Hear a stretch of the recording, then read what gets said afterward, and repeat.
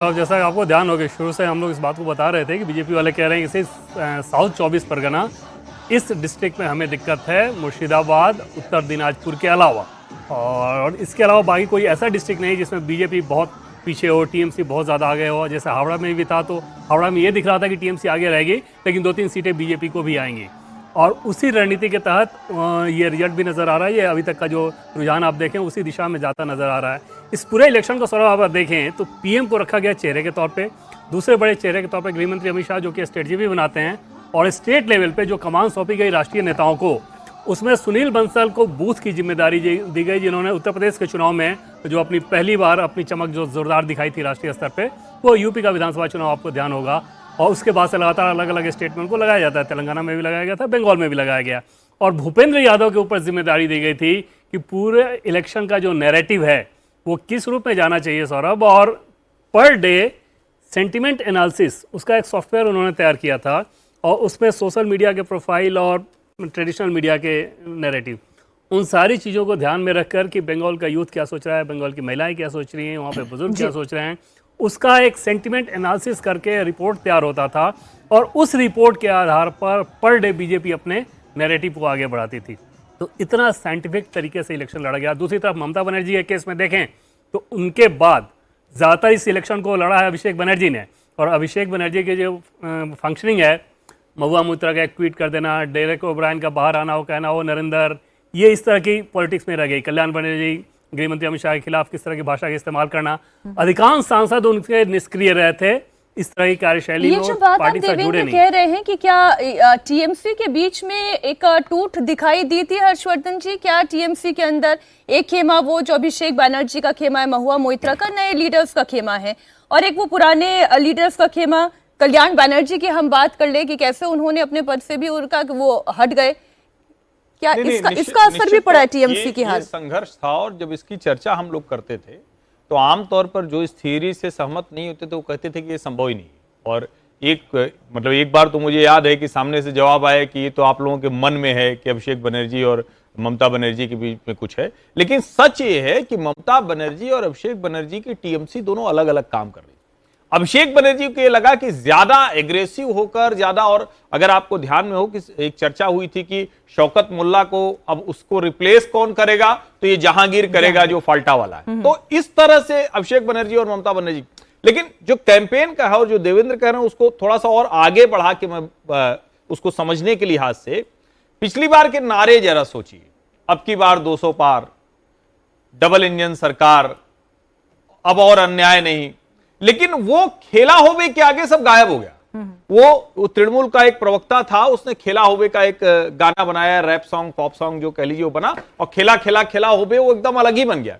इस बार भारतीय जनता पार्टी बहुत आक्रामक थी, और ये जो नारा चुना गया, ये जो पलटानो दरकार चाहिए बीजेपी सरकार, उसने एकदम से कनेक्ट किया। और बीजेपी आक्रामक थी, लेकिन लाउड उस तरह की नहीं थी कि पब्लिक में झगड़ा हो, क्योंकि उसको इससे पता था कि अगर झगड़ा होगा तो हम अभी कमजोर हैं, वीक विकेट पर हैं। तो भारतीय जनता पार्टी की रणनीति ने उसमें काम किया। और अभिषेक बनर्जी और उनके जो सिपा सलार थे, जिसको कहते हैं कि गर्म खून, थोड़ा समझ नहीं पाया, और वो नहीं समझ पाया कि बीजेपी प्रोवोक कर रही कि आप अपना और वो रूप दिखाइए जो भय वाला रूप है। वो भय वाला रूप वो दिखाते रहे और उसमें फंसते चले गए, गर्मी में ही रह गए। मैं वही कह रहा हूं, जो गर्मी थी। और वो कई बार होता है ना कि आप चाहते हैं ना कि थोड़ा और हो जाए, और मतलब उसको थोड़ा वैसे कहें, मैं उनके ऊपर नहीं टिप्पणी कर रहा हूं, लेकिन हिंदू तो ये कहता है ना कि भाई तभी शिशुपाल का वध भी तभी होगा, कृष्ण तभी करेंगे जब गालियां पूरी हो जाएंगी। एक पिनाजी अंतर दिख रहा था, जैसे अभिषेक बनर्जी खास तौर पर जैसी उनकी स्टेटमेंट थी, और महुआ मोइत्रा का स्टेटमेंट याद आ रहा है, या आपने जिनका नाम लिया था सांसद जो हैं डेरेक ओब्रायन, दूसरे वाले कल्याण बनर्जी, एक गुंडा गुंडा गुंडा अमित शाह के लिए जो उन्होंने प्रेस कॉन्फ्रेंस किया था, वो मुझे लग रहा है जनता से ज्यादा अपनी पार्टी वर्कर से ही बात करते रह गए कि ये लोग चार्ज अप रहे किसी तरीके से। वो क्योंकि पैनिक मोड में ज्यादा नजर आ रहे थे, क्योंकि जिस तरह से एक खबरें ये भी आ रही थी, यहाँ राहुल जी अगर और हर्षवर्धन जी अगर आप इसमें एट्रीब्यूट करें कि अभिषेक बनर्जी पूरी तरह से एजेंसी पे डिपेंडेंट थे, उन्होंने सारे नेताओं को, पुराने नेताओं को बदल दिया था, और उसके बाद जब लास्ट में ममता बनर्जी वहां पे इंटरवीन करती हैं, जिस तरह से वहां पर उनके पुराने सिपहसालार गायब होते हैं, तो एक पैनिक मोड में पार्टी ऑलरेडी आ चुकी थी। जो रिफ्ट भले ही ना दिखाओ, लेकिन कहीं ना कहीं एक मिसमैनेजमेंट हो चुका था, और जब उन्होंने देखा कि लास्ट के 2-3 महीनों में बीजेपी जिस तरह से हाई पिच पे बढ़ रही है, तो पैनिक मोड की वजह से बहुत ज्यादा हमने इस तरह के मिसकैलकुलेशन, इस तरह की चीजें हमने देखी जमीन पर। देखिए, जहाँ तक दोनों के बीच में रिफ्ट का सवाल है, तो अगर ऐसी कोई रिफ्ट होती तो मुझे जहाँ तक लगता है, मुझे लगता है कि अभिषेक बनर्जी क्या भवानीपुर का सारा काम देख रहे होते। हर एक बूथ की जो चीज़ें हैं वो अभिषेक बनर्जी देख रहे थे भवानीपुर में। तो अगर रिफ्ट होती तो मेरे ख्याल से ममता बनर्जी के बाद बहुत सारे और लोग थे जो कि लगाए जा सकते थे। मुझे लगता है कि ये शायद नहीं होगा। हाँ, क्या वो ठीक से मैनेज कर पाए इलेक्शन को, क्योंकि अभिषेक बनर्जी जो है वो उनको माना जाता है कि वो ममता बनर्जी के बाद होंगे, क्या वो ठीक से मैनेज कर पाए, ये एक बड़ा सवाल जो है अभिषेक बनर्जी के ऊपर उठता है।